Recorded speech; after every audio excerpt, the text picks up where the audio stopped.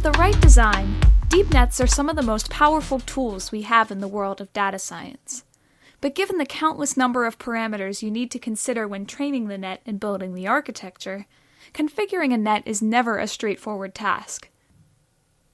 In this video, we'll take a look at the challenges associated with configuring a deep net and some of the techniques for speeding up the process.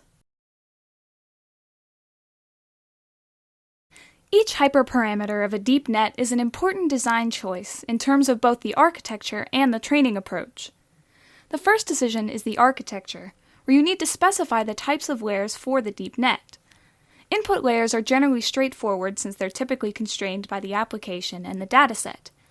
However, there are many different types of hidden layers to choose from, such as convolution, pooling, activation, and loss, just to name a few. Convolution and pooling often have their own subparameters for the number of filters and the type of pooling, respectively. Some nets can also have matrix operations built in if you need to change the shape of your data between layers. When deciding on an output layer, you need to specify the cost function for the net, which could be the sum of squares or even cross-entropy, a function that's often used for multi-class classification. After choosing the layers, you then need to determine the number of neurons to place in each layer. There are a few heuristics for this aspect of neural net design, two of which are growing and pruning. With growing, you start with a smaller than expected neuron count, and you keep adding neurons throughout the training process until the cost is no longer affected. Pruning is the reverse process. With pruning, you start with an excess of neurons, and you keep removing them until there is a cost difference. Growing and pruning are valuable techniques, but they're computationally expensive for large nets. If resources are limited, a better approach is to start with an excess of neurons and then use a regularizer to prevent overfitting. There are a variety of activation functions to choose from, the most popular of which are the logistic unit, or the sigmoid, the hyperbolic tangent, and the rectified linear unit, or ReLU. As we mentioned in a prior episode, ReLU is one approach to fight the vanishing gradient problem when working with backprop. These activations all come with their own variants, so feel free to experiment and pick the one that suits your needs. In episode 21, we mentioned that an overconfigured net may lead to overfitting. However, when we combine an overconfigured net with a regularizer, we typically end up with a model that can generalize well to new data points. The reason is that a net with more neurons has more ways to combine its weights and biases. As a result, there are more possible patterns that the network can learn to recognize, so there's a better chance of finding some kind of weight and bias configuration with the lowest possible cost. Think of it like a rough cut technique. We err on the side of caution in the hopes that a good solution will exist, and then we cut away the rough edges until we find something that works. One last note regarding architecture. If you need to build in recurrence, you will need to carefully consider the size of the net's input memory.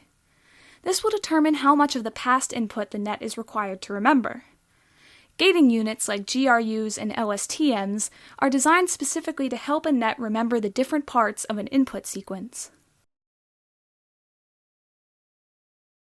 The success of the training process depends heavily on the choice of parameters. Backprop in particular is sensitive to the learning rate. If the rate is too large, the algorithm may simply skip over the point that minimizes overall cost. If the rate is too small, the training process will take an unreasonable amount of time. A common practice is to use a rate that changes as the training progresses. Generally, the rate starts out large in the beginning to speed up training, and then decreases gradually as training progresses. Think of it like this. The net starts by learning about the patterns in a broad sense, and then slowly starts to fine-tune its understanding. There are many strategies for dynamically altering the learning rate, some of which are AdaGrad, RMSprop, and AdaDelta. Before a net can be trained, we need to assign starting values to the weights and biases in a process called initialization. The easiest solution is to simply randomize the values, but since the quality of the initial weights has such a big effect on training times, this may not always be appropriate. Most of the advanced methods for initialization are beyond the scope of this video, but for one example, a DBN may use an RBM to set the initial weights and biases before supervised fine-tuning takes place. If you're working with RNNs, you could use techniques like gradient clipping and steeper gates to speed up the training.